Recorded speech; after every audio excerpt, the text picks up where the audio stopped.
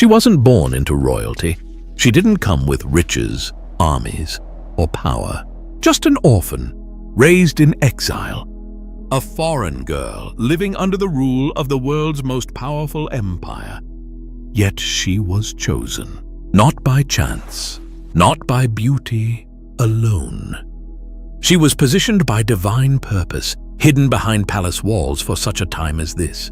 But while kings drank from golden cups and nobles plotted in secret, a quiet battle was brewing, one that wouldn't be fought with swords or chariots, but with fasting, faith, and the bravery to speak when silence could mean death.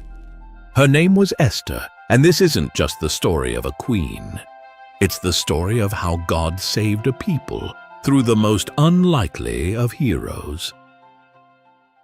In the days of King Xerxes, who ruled over 127 provinces from India to Ethiopia, his power stretched across the known world. From his throne in Susa, he reigned with absolute authority. To display his greatness, Xerxes held a lavish feast for 180 days, inviting nobles, princes, and military leaders from across the empire.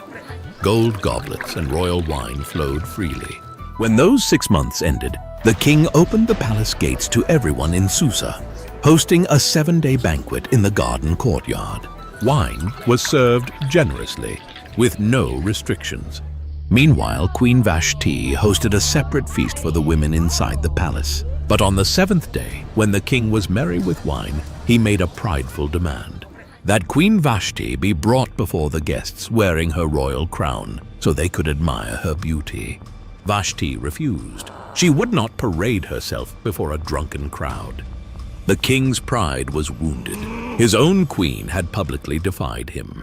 Enraged and humiliated, Xerxes turned to his wise men. One advisor, Memucan, warned that her defiance would spread. He said, "All women will hear of this and dishonor their husbands."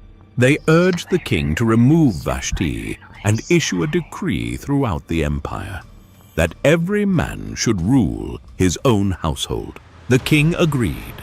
A royal edict was sent to every province in every language, and Queen Vashti was dethroned. But little did they know, God's unseen hand had just begun to move.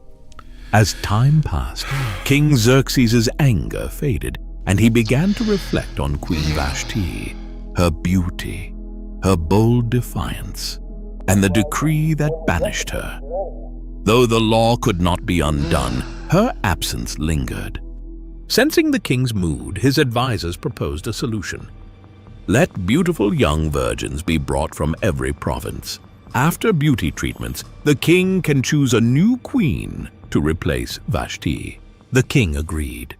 Messengers were sent across all 127 provinces, and young women were gathered from every corner of the empire, from India to Ethiopia.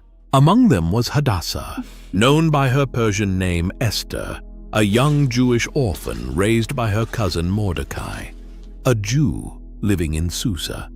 He had taught her to fear God and keep her identity hidden in a foreign land. Esther was taken to the palace and placed under Haggai, the keeper of the women. Immediately, she stood out, not by demanding luxury, but through humility and grace. God gave her favor in everyone's eyes, especially Haggai's.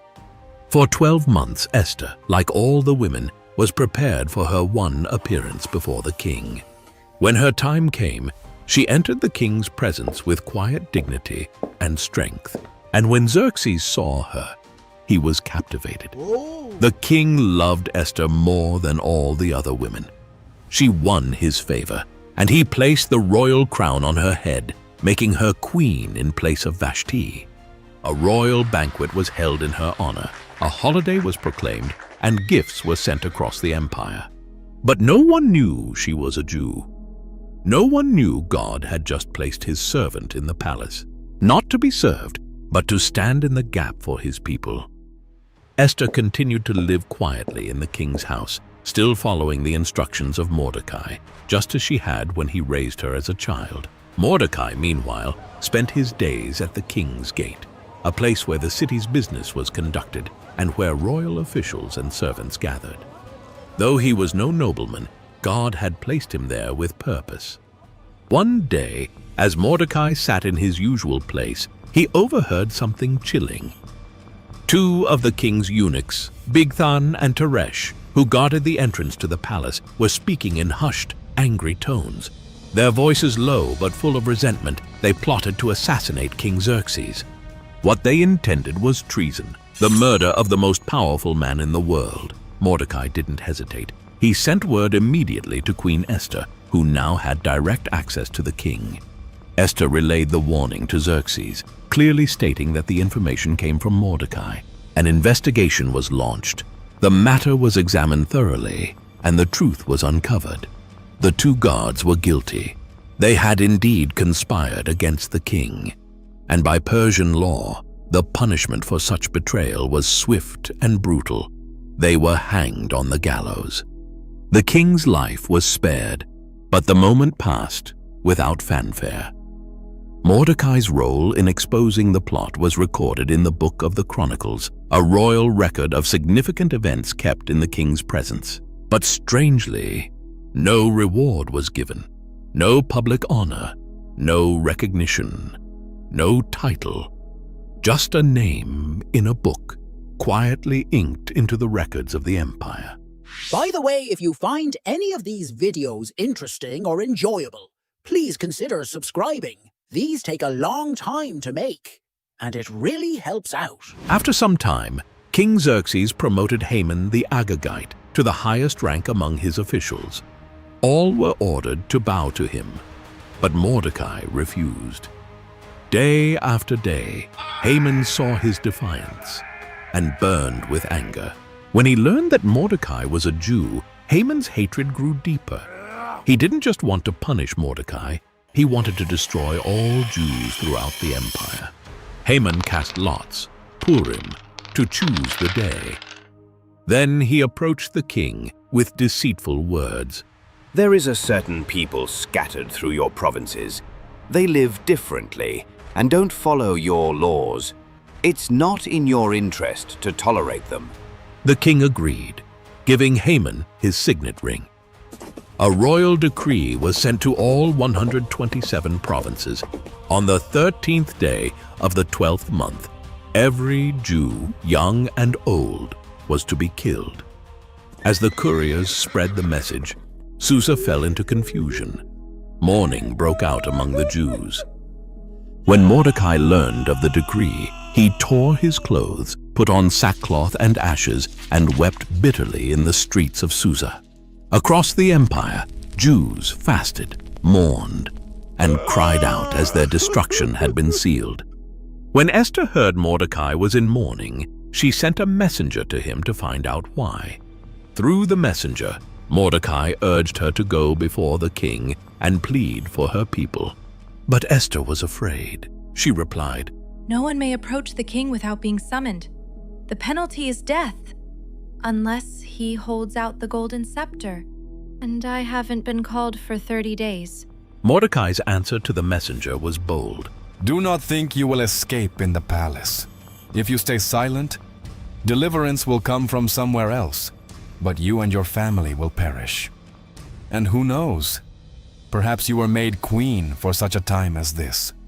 Esther's fear gave way to faith. She replied, Go, gather all the Jews in Susa, fast for me for 3 days. I will go to the king, even if it costs me my life. If I perish, I perish. On the third day, dressed in her royal robes, Esther courageously entered the inner court of the palace. The king saw her standing there and extended the golden scepter toward her. With relief and hope, Esther touched the tip of the scepter. Then the king asked warmly, "What is your request, Queen Esther? Even up to half the kingdom, it will be granted." Esther replied, If it pleases the king, come to a banquet I have prepared for you and Haman. The king smiled, intrigued by her invitation, and readily agreed. And both he and Haman attended Esther's banquet. Yet, throughout the meal, Esther did not speak of her petition. Instead, she observed the king closely, her eyes searching for the right moment. Before the meal ended, Esther extended another invitation. Please come again tomorrow, and then I will share my true request. The king's interest deepened, and Haman's curiosity grew, both eager and uncertain about what Esther's plea might be. That night, King Xerxes lay awake, restless and troubled. Nothing could soothe his mind, not the royal wine, nor the comforts of his palace. Desperate for distraction, he ordered his servants to bring the book of the Chronicles, the official record of the kingdom's events. As the scribes read, the king's eyes caught a long-forgotten entry: Mordecai's name. The record told how Mordecai had uncovered a plot against the king's life, an act of loyalty that had saved Xerxes from assassination. But despite the gravity of this deed, Mordecai had never been rewarded. Deeply moved, Xerxes asked his advisors, what honor or recognition has been given to Mordecai for this? The advisor replied, nothing has been done for him. The king sat in thoughtful silence. How could such loyalty go unrewarded? At that very moment, Haman entered the palace, intending to ask the king for permission to hang Mordecai on a gallows he had built. But before he could speak, the king summoned him in. Haman, the king said, what should be done for the man the king delights to honor? Puffed up with arrogance, Haman imagined the king meant him. He responded with a detailed plan. Let the man be clothed in the king's royal robes, which the king himself has worn. Let a royal crown be placed on his head, and let him be led on the king's own horse through the city streets. A noble official should ride before him, proclaiming, "This is what is done for the man the king delights to honor." The king smiled and said, Go at once! Do everything you have suggested for Mordecai the Jew, who sits at the king's gate. Do not neglect anything. Haman's face turned pale, his heart pounding with dread. He was forced to carry out the honor he had planned for himself, but instead it was given to his enemy. Humbled and bitter, Haman led Mordecai through the city streets, proclaiming his honor just as he had described. When he returned home, his spirit was crushed. He told his wife and friends everything that had happened, his anger and humiliation clear. They warned him, if Mordecai is of Jewish origin, you will not stand against him. You will surely come to ruin. And so Haman's plot to destroy the Jews grew darker, but his pride had already been wounded by the king's unexpected favor toward Mordecai. At the second banquet Esther had prepared, the king and Haman took their seats once again beside the queen. King Xerxes looked at her intently and asked once more, What is your request, Queen Esther? Speak, for your wish shall be granted, even to half the kingdom. With courage and conviction, Esther spoke her heart.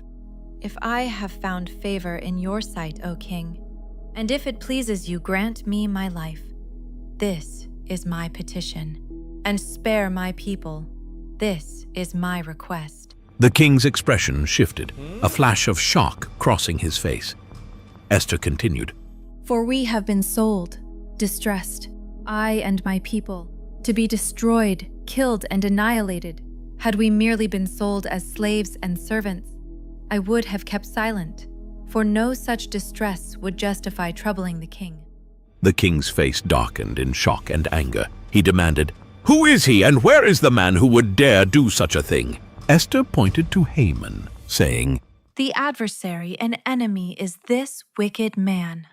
Enraged beyond measure, King Xerxes rose and left the banquet hall to cool his fury.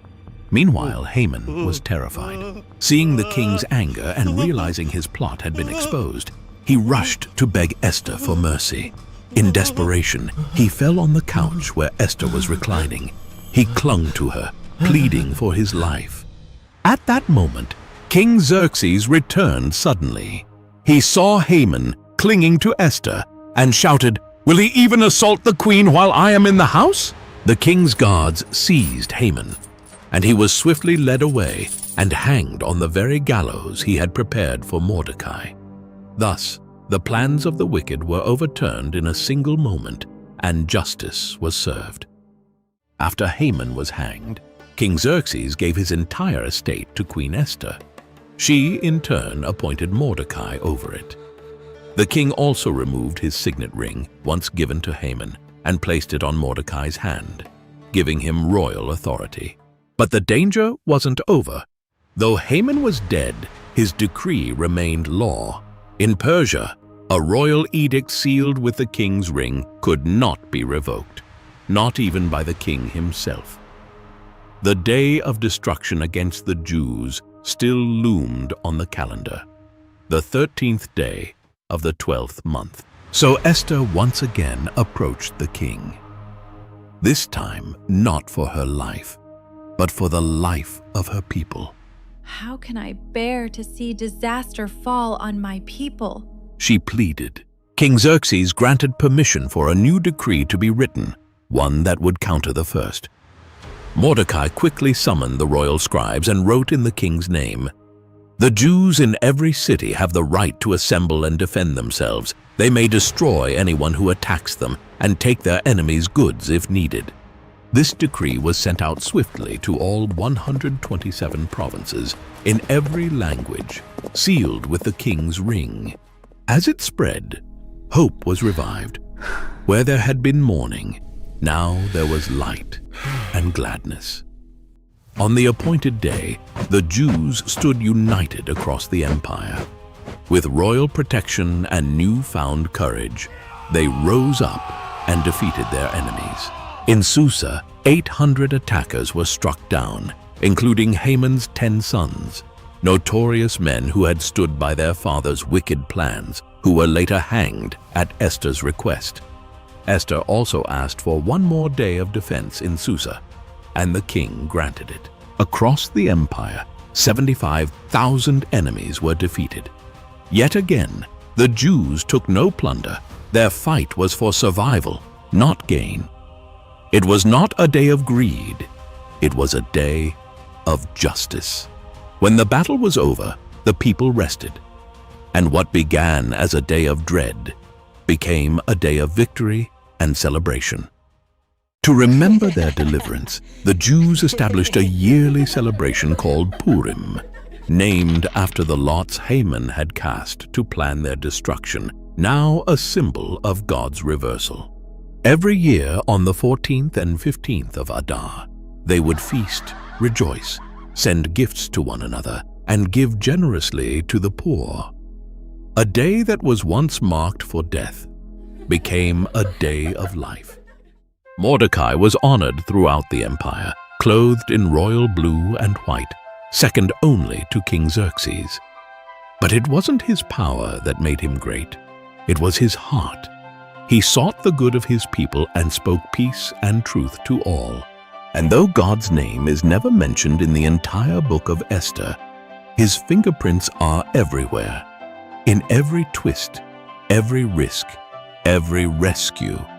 What was meant for destruction, God used for salvation. The story of Esther reminds us, even when God seems silent, he is never absent. Even when the odds are against us, he is already at work. Perhaps you too are where you are for such a time as this, not by accident, not unseen, but chosen, positioned, and called. Because the God who reversed the fate of a nation still writes stories of redemption today, and yours could be next.